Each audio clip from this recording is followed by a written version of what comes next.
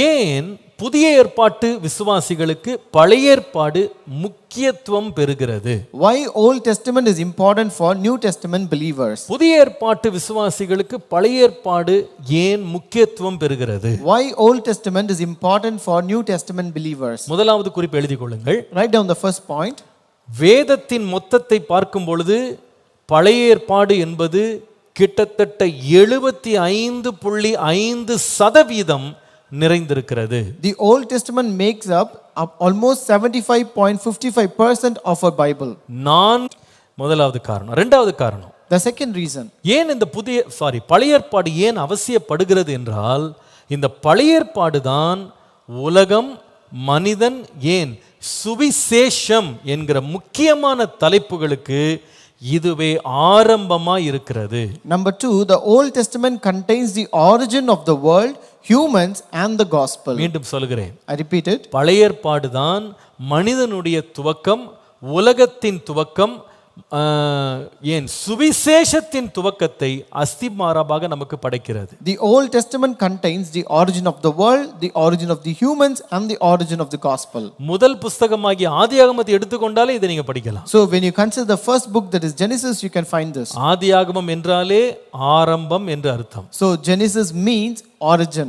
இந்த ஆதியாகம புஸ்தகத்தை ஒரு மனுஷன் படிக்கலன்னா, ஒரு மனுஷன் எப்படி உண்டாக்கப்பட்டான், அவன் எப்படி திருமணம் செய்து கொண்டான், அவன் எப்படி பாவம் செய்தான், அந்த பாவத்தினால் அவனுக்கு எப்படி மரணம் வந்தது, அந்த மரணத்தின் நடுவிலே தேவன் எப்படி இரக்கம் கொடுத்தார், தேவனை விட்டு எப்படி பிரிந்து போனான், பாவம், பரிசுத்தம், எல்லா சப்ஜெக்டும் எங்க ஆரம்பிக்குதுன்னா பழைய ஏற்பாட்டில் தான் ஆரம்பிக்குது. So if a person doesn't read this Genesis, he will not understand how this world is created, how human beings are created, how the marriage came into existence, how sin came in, how we got separated from God, and how we also encountered death and suffering. இந்த பாவத்திற்காக தேவன் எப்படி பலியிட்டார் என்பதற்கான முதற்கோள்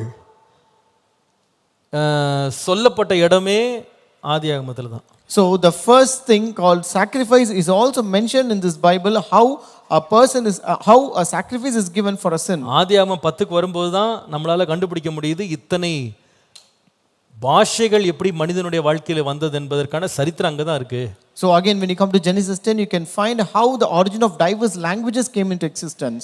நீங்க ஆதியாகமத்தை நீங்க படிக்காம விட்டுட்டீங்கன்னா, இன்றைக்கு இருக்கிற சுவிசேஷம் அறிவிக்கப்பட்ட முதல் இடம் ஆதியாகமம் 3:15, ஸ்திரீயின் வித்து சர்ப்பத்தின் தலையை நசுக்கும் என்று இயேசுவை குறித்து, மேசியாவை குறித்து சொல்லப்பட்ட வார்த்தையை நாம தவிர்த்து விடுவோம். So if you miss reading this first book, you will miss reading for the introduction of the coming Messiah that is said is as a first gospel here, where the seed of the woman will bruise the head of the serpent. ஆதியாகமம் போன்ற பழைய ஏற்பாட்டு புத்தகங்களை வாசிக்கவில்லை என்றால் விசுவாசிகள் எல்லாருக்கும் தகப்பனாகிய ஆபிரகாமை பற்றி நமக்கு தெரியாமலே போய்விடும். So if you miss reading this Old Testament books like Genesis, we will miss knowing the first father of faith, that is Abraham. அப்போ ஆபிரகாம் உங்களுக்கு தெரியலனா எபிரேயர் புத்தகம் ஒண்ணுமே புரியாது உங்களுக்கு. So if you don't know Abraham, you will not understand the book of Hebrews. ரோமர் புத்தகம் சுத்தமா புரியாது. You will not completely understand the book of Romans. இங்கே தான் அதற்கு அடித்தளம் அமைக்கப்படுகிறது. So here is the place where the foundation is laid for it. நீங்கள் கலாத்தியர் 3:8 வாசித்தால் ரொம்ப இன்ட்ரஸ்டிங்கான ஒரு அப்சர்வேஷனை அப்போஸ்தலனாகிய பவுல் சொல்லுகிறார் பாருங்க. So in Galatians 3:8, the apostle Paul gives a very good interesting observation. தேவன் விசுவாசத்தினாலே புறஜாதிகளை நீதிமான்களாக்குகிறார் என்று வேதம் முன்னாக கண்டு உனக்குள் சகல ஜாதிகளும் ஆசீர்வதிக்கப்படும் என்று ஆபிரகாமுக்கு சுவிசேஷமாய் முன்னறிவித்தது. And the scripture foreseeing that God would justify the Gentiles by faith preached the gospel to Abraham beforehand, saying, in you all the nations shall be blessed. ஆபிரகாமுக்கு சுவிசேஷமாய் முன்னறிவித்தது.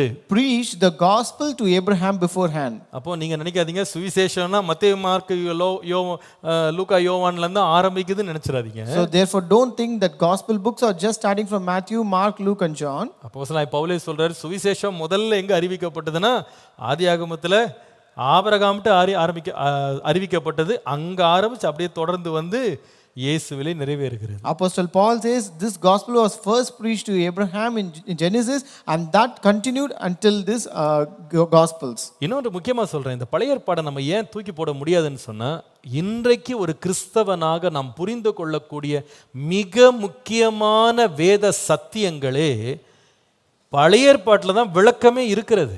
So one important reason why we cannot discard this Old Testament is because it substantially influences our understanding of key biblical teachings. உதாரணமாக உடன்படிக்கைகள் அப்படின்றது எங்கிருந்து புரிஞ்சுக்கிறோம்னா பழைய ஏற்பாட்டில் தான் புரிஞ்சுக்கிறோம். For example, the word covenants, we can understand this covenants only from the Old Testament. அதாவது உடன்படிக்கைகள்ல 5 முக்கியமான உடன்படிக்கைகள் பைபிள்ல இருக்கு. So among the covenants there are 5 of the major covenants in the Bible. ஒன்று என்னன்னு சொன்னா ஆபிரகாம் நோவா இந்த காலத்திலே சொல்லப்பட்ட உடன்படிக்கை. So one was the covenant that was given in the time of Adam and Noah. இரண்டாவது ஆபிரகாமுக்கு கொடுக்கப்பட்ட உடன்படிக்கை. And the second was the Abrahamic covenant. மூன்றாவது மோசேயோடு செய்த உடன்படிக்கை. The third one is Mosaic covenant. நான்காவது தாவீதோடு செய்த உடன்படிக்கை. Fourth is the Davidic covenant. ஐந்தாவது உடன்படிக்கை இயேசுவின் மூலமாய் வந்த புதிய உடன்படிக்கை. And fifth one is the new covenant through Jesus Christ. அதாவது உடன்படிக்கைனா பத்திரம்னு அர்த்தம். So when you say covenant, it is a bond. இன்னைக்கு நீங்க ஒரு நிலத்தை வாங்கணும் அப்படின்னா, so if you want to purchase a land today, நிலத்தின் சொந்தக்காரர் வந்து வாங்கின பத்திரத்தை மட்டும் வாங்கி நீங்க ரெஜிஸ்டர் பண்ண மாட்டீங்க. So you will not just get the bond of the one who purchased that land and just register using that. அதுக்கு தாய் பத்திரம்னு ஒன்னு இருக்கும். So there is something called another bond. mother bond அப்படினுவாங்க. அது என்னன்னா பேரண்ட் பாண்ட்னு சொல்லுவாங்க. அதாவது இவர் வாங்கியிருக்கலாம், ஆனா இவருக்கு முன்னால 5 பேர் வாங்கியிருப்பாங்க. So it might be he would have purchased it, but there might be 5 people who would have purchased earlier than him. இந்த பழைய பத்திரம் யார்ட்ட இருக்காது, ஒரிஜினல் ஓனர்ட்ட மட்டும் தான் இருக்கும். So this will not be with anyone, only the owner will be having the original bond. அப்போ இந்த 5 ஒண்ணா சேர்ந்தா தான் அந்த லேண்டுக்கு வேல்யூ இருக்கும். So when you combine all the 5 bonds, that land has value. இந்த முதல் 4 பாண்ட் எங்க இருக்குன்னா பழைய ஏற்பாட்டில தான் இருக்கு. So the first 4 bonds are present in the Old Testament. எங்க இருந்து இருக்கு? ஆதாம், நோவா, ஆபிரகாம், மோசே, தாவீது, இதெல்லாம் பழைய பத்திரம்லாம் தாய் பத்திரம் போய் பார்த்தாதான் இன்னைக்கு நமக்கு புது பத்திரம் இயேசுவின் மூலம் இப்படி வந்துச்சுன்னு நம்ம என்ன பண்ண முடியும், அதை உறுதியாக நம்ம பார்க்க முடியும். So only when you look at this parent of mother bond that is from Adam, Noah, Abraham, Moses and David, you can know about this new covenant. நம்ம வீட்டில் ஏதாவது நிலத்துக்கு தாய் பத்திரம் இருக்கிறது, நம்ம பிள்ளை வந்து என்னடா புதுசாக வாங்கிட்டீங்களா டாடி, பழசு எதுக்கு தூக்கி போடுங்க குப்பையில் அப்படின்னு பேப்பர் கட்டில் போட விடுவீங்களா? So when your kid come and say that if you have that mother bond in your house, when he asks you to just discard it away, will you do it? இது என்ன நம்ம பேரே அதில் இல்லை. See, our name is not mentioned in that bond. உங்க பேர் வந்து இப்ப இருக்க பத்திரத்துல தான் இருக்கு, அது மட்டும் போதும் பழசத்துக்கு போடுங்கன்னு சொல்லுவோமா? So your name is only mentioned in the new bond, why don't you discard the old bond? சொல்ல மாட்டோம். We will not say so.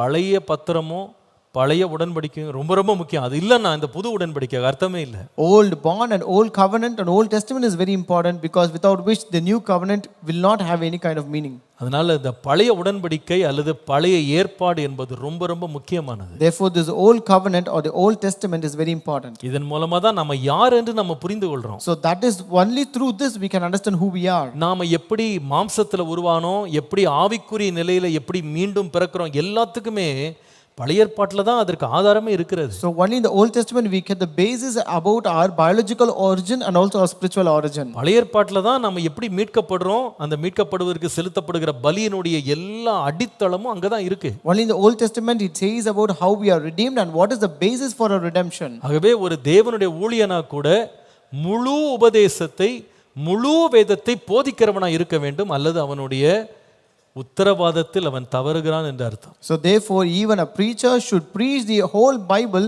otherwise he is just straying away from his own responsibility. மூன்றாவது, ஏன்